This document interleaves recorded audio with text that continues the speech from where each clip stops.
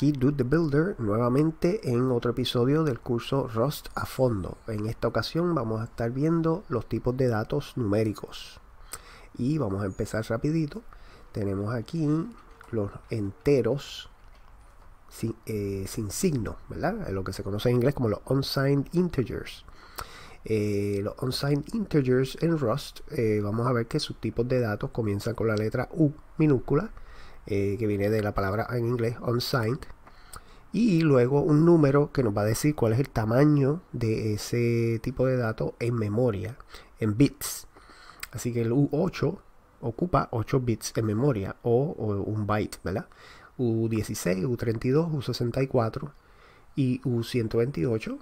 Y tenemos también el usize, que va a ocupar el espacio en bits equivalente a el tamaño de una dirección de memoria para la arquitectura que estamos utilizando. Por ejemplo, si estamos en una arquitectura 32 bits, pues el usize va a ser de tamaño 32 bits. Si estamos en una arquitectura 64 bits, pues el usize va a ser 64 bits. Y aquí vamos a ver unos ejemplos de cómo podemos especificar dentro de nuestro código los enteros sin signos, ¿verdad? Aquí tenemos el número 1 y estamos especificando que queremos que sea un U8. Aquí este modo de asignarle el tipo de dato al literal como se conoce como un sufijo, ¿verdad? Estamos añadiéndole al final el tipo de dato directamente al literal del número.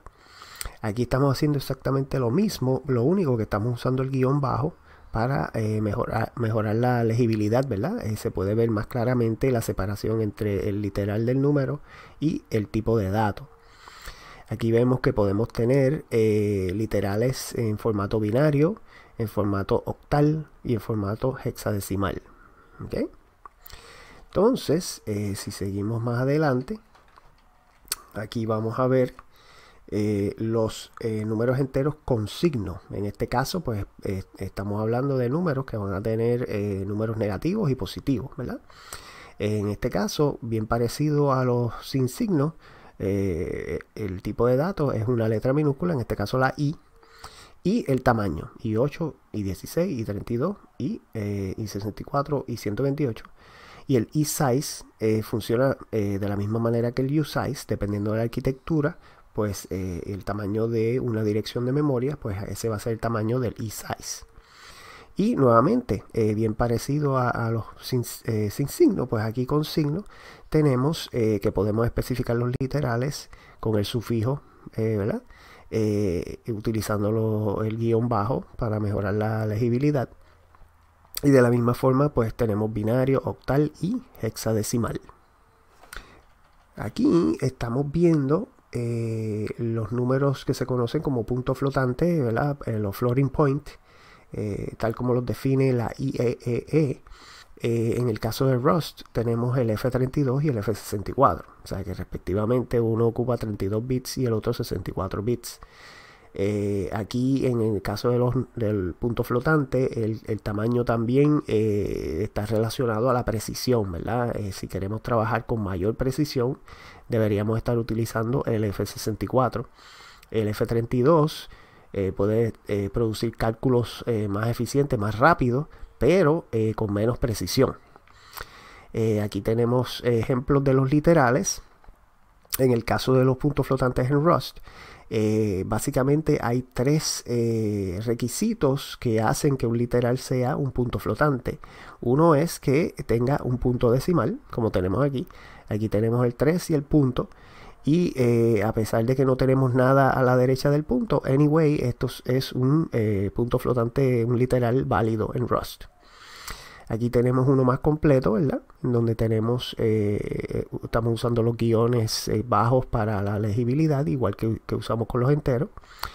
Aquí tenemos uno que está utilizando la parte exponencial. Este es el segundo caso, ¿verdad? Donde se cumple un requisito para que este literal sea considerado como punto flotante. Aquí tenemos un número punto flotante que no tiene punto decimal, pero sí tiene la parte exponencial. Así que esto lo convierte en un punto flotante. Este negativo 1 no es un entero, es un punto flotante, aunque no tenga punto decimal, porque tiene la parte exponencial. Y este número 1 es un punto flotante porque estamos explícitamente añadiendo el sufijo F32, ¿verdad? Así que si tiene un punto decimal, si tiene la parte exponencial o si tiene el sufijo, ¿verdad?, explícito de un punto flotante, pues todos esos literales se consideran como punto flotante en Rust. Aquí vamos a ver una serie de constantes que están definidas, ¿verdad?, en los mismos tipos. Aquí estamos usando el F32, pero también está en el F64. Y podemos ver que tenemos el valor mínimo, el máximo, la infinidad negativa, y no es un número, el NaN, el cual se comporta de manera bastante curiosa según la definición de la IEEE. Por ejemplo, el NaN no es equivalente a ningún otro número, inclusive a sí mismo. Aquí tenemos unas constantes matemáticas también. Hay más en la librería estándar de Rust. Aquí tenemos dos ejemplos bien comunes, el de pi y de e. Y ahora vamos a hablar en el caso, ¿verdad? Cuando estamos definiendo variables, que no hemos entrado en esa área, de definición de variables, eso lo vamos a ver más adelante en el curso. Pero como un ejemplo bien sencillo, si nosotros en Rust queremos ser explícitos completamente a la hora de definir una variable, pues para definir utilizamos la palabra clave let, el nombre de la variable, seguido por 2 puntos, y aquí especificamos el tipo de dato que queremos que esa variable tenga. Luego le asignamos un valor, vamos a decir aquí el valor 1, y especificamos nuevamente el tipo de dato, print type, y la variable x. ¿Ok? Entonces, si guardamos esto y venimos acá a este otro tab y hacemos un cargo run, nos dice que en efecto el tipo de dato es un U8, ¿verdad? Ahora, ¿qué pasa? Si nosotros no especificamos ningún tipo de dato cuando estamos definiendo una variable, lo cual podemos hacer en Rust, aquí entra lo que se conoce como la inferencia de tipos de datos en Rust, ¿verdad? Aquí estamos definiendo una variable llamada x y le estamos asignando el literal 1, pero no estamos diciendo en ningún lugar cuál es el tipo de dato de esta variable, ¿verdad? Así que vamos a ver qué pasa ahora cuando corremos el programa. Nos dice que el tipo de dato es un i32.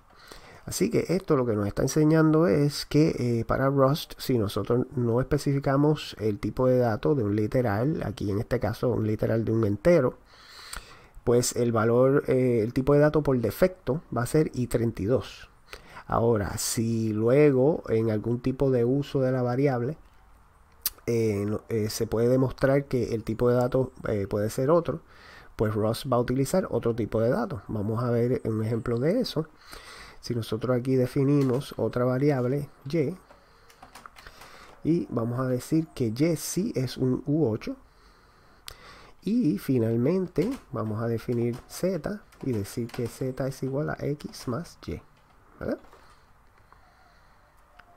Y aquí queremos ver el tipo de datos de esas tres variables. Cuando corremos el programa, vamos a ver que ahora el tipo de datos de x es U8, de y de z es U8. ¿Ok? ¿Y por qué? Porque la inferencia, ¿verdad? En el caso de esta operación de suma, pues Rust tiene solo la información de y, que es un U8, pues entonces va a inferir que x debe ser un U8 también, y finalmente pues asignarle ese tipo de dato también a la z, ¿verdad? En el caso de los puntos flotantes, vamos a ver que vamos a definir aquí, vamos a decir que es un F32 y punto F32, ¿verdad? Y ahora vamos a usar el print type de F. Vamos aquí a añadir el 0 porque si vamos a utilizar el sufijo no debe ser directamente después del punto. Entonces vamos a correr el programa Y vamos a ver que efectivamente el tipo de dato es F32. Estamos siendo explícitos. Ahora, si no le damos ninguna indicación a Rust de cuál es el tipo de dato, vamos a eliminar aquí el sufijo también. Y corremos el programa. Ahora vemos que por el tipo de dato por defecto es en efecto F64. ¿Okay? O sea que en el caso de los enteros, por defecto el tipo de dato es I32. Y en el caso de punto flotante es F64. Entonces, en Rust no hay conversiones implícitas. ¿Okay? Vamos a ver un ejemplo de esto. Si decimos que nuevamente X es igual a 1 u 8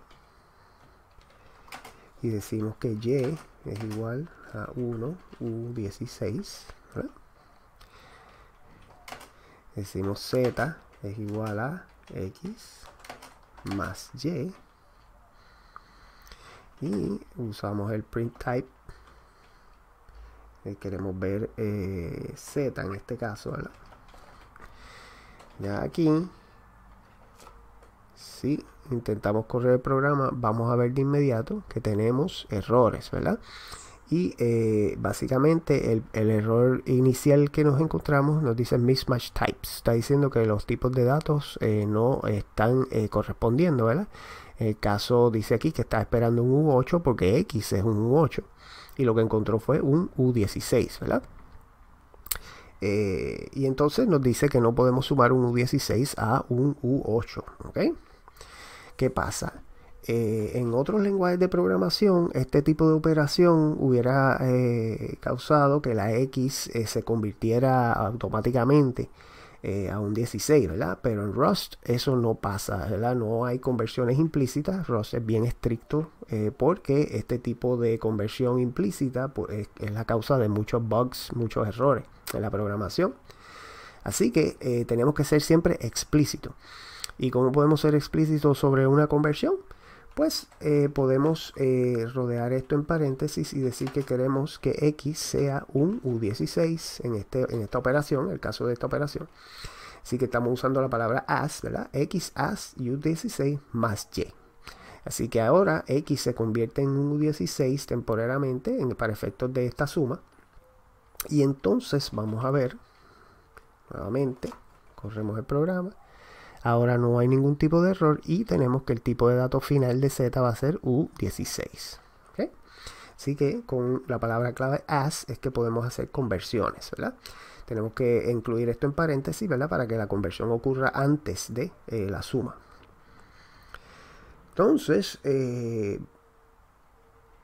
hablando de paréntesis, hay una serie de métodos, usando la palabra métodos como se usa en el mundo de los lenguajes orientados a objetos, ¿verdad? El object oriented.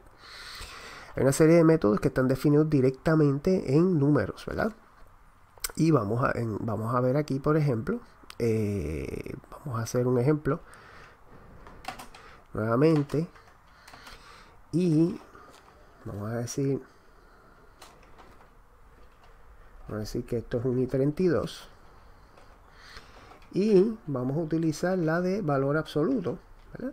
Esto es uno de los métodos que existen en los números en Rust. Y vamos a ver el resultado de esto. Corremos el programa y ahí tenemos, ¿verdad?, que el valor absoluto de negativo 4 es 4. Ahora habrán notado que yo utilicé las paréntesis aquí alrededor del negativo 4, ¿verdad? ¿Qué pasa si yo no utilizo los paréntesis alrededor del negativo 4? Vamos a ver qué es lo que ocurre. Y vemos que nos está diciendo que el resultado ahora es negativo 4. Lo que está pasando es que la llamada a este método apps tiene una precedencia más alta, ¿verdad? El orden de ejecución dice que el valor absoluto, la llamada de un método, ¿verdad? No tiene que ver con el método en específico, pero la llamada de un método está por encima, tiene precedencia mayor que el prefijo, la operación prefijo aquí de negación. Así que está calculando el valor absoluto de 4 y luego le está aplicando la negación y lo convierte finalmente en negativo 4. Por eso es que entonces tenemos que utilizar las paréntesis aquí, porque así entonces establecemos el orden de precedencia correcto, ¿verdad? Aquí estamos diciendo que le estamos aplicando la negación al 4 primero, y a ese negativo 4 entonces llamamos el método apps. ¿Ok? Muy importante ese detalle. Y entonces finalmente vamos a ver algo que tenemos que estar pendientes cuando estamos programando utilizando los tipos de datos numéricos en Rust. Y de hecho en cualquier otro lenguaje de programación. Pero en Rust hay unas peculiaridades que tenemos que estar alerta. Vamos a ver aquí, yo voy a utilizar aquí lo que se conoce como un atributo en Rust. Esto ahora mismo no es importante, ¿verdad? Si ustedes no entienden lo que está pasando, esto lo vamos a ver más adelante. Pero queremos permitir aquí el overflow, lo que se conoce como el overflow, que es el desborde. Aquí estamos diciéndole a Rust que para la próxima línea queremos permitir el desborde, porque si no, el compilador no nos dejaría ejecutar lo que vamos a hacer ahora. Aquí vamos a decir que 255 U8 más 1, ¿verdad? Y entonces vamos a hacer un print ln y vamos a decir 255 U8 más 1 es igual a X. ¿Okay? Entonces vamos a ver lo que nos dice cuando corremos el programa. Y no nos va a decir mucho porque ocurre lo que se conoce como un pánico. Un pánico es un error que detiene la ejecución del programa, y importante, hay que notar que es durante la ejecución del programa que ocurre el pánico, no es durante la compilación. Como vemos aquí, la compilación fue exitosa, ¿verdad? Y nos está diciendo aquí inclusive que cuando nosotros corremos cargo run sin ningún tipo de parámetro, estamos en el modo de development, el modo debug, ¿verdad? En donde estamos compilando de una manera sin optimizaciones, y es el modo normal que utilizamos cuando estamos desarrollando nuestro programa, ¿verdad?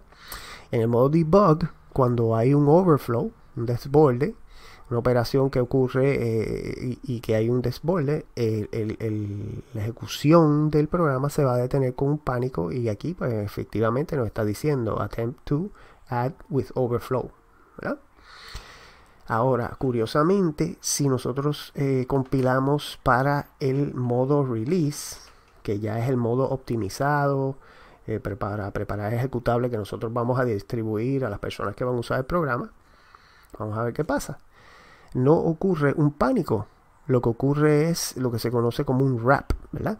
El U8, sus valores pueden ir del 0 al 255. Si le sumamos 1 a ese valor máximo 255, pues hace un wrap. O sea, el wrap es que vuelve a comenzar otra vez con el valor mínimo de ese rango, de ese tipo de datos, que en este caso es 0. Así que ahí volvió a empezar y nos dice que el resultado es 0.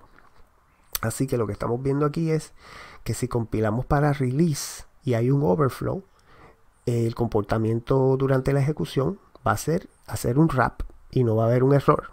Ahora, si compilamos en debug, el comportamiento va a ser que hay un pánico, ¿verdad? Entonces existen una serie de métodos en Rust si queremos tener más control, ¿verdad?, sobre lo que está pasando. Y los vamos a ver aquí, en vez de ser simplemente la operación de suma, ¿verdad?, con el operador más. Vamos a tener, por ejemplo, existe el check add, ¿ok? Y entonces vamos aquí a añadirle a este formato de impresión, porque como vamos a tener ahora diferentes resultados dependiendo de los métodos que vamos a utilizar, pues vamos a ver acá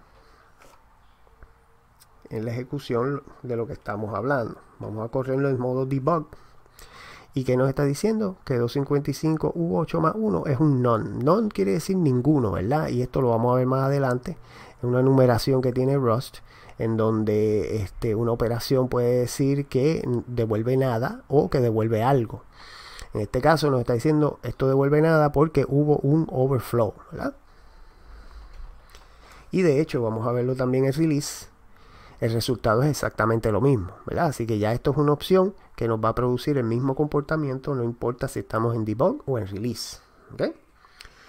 Otra método que existe, vamos a verlo aquí, se llama wrapping add. Vamos a ver qué pasa con el wrapping add.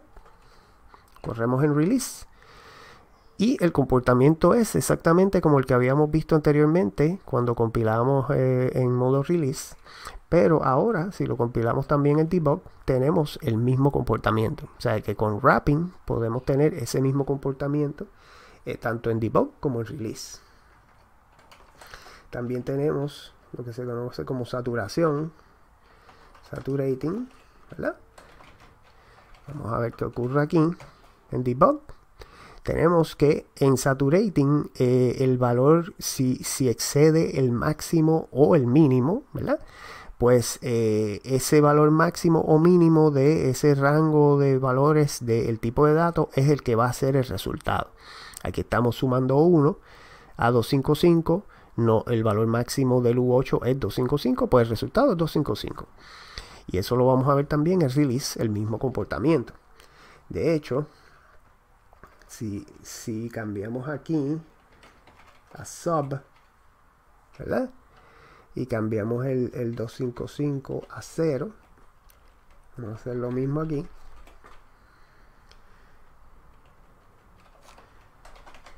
Vamos a ver qué pasa aquí.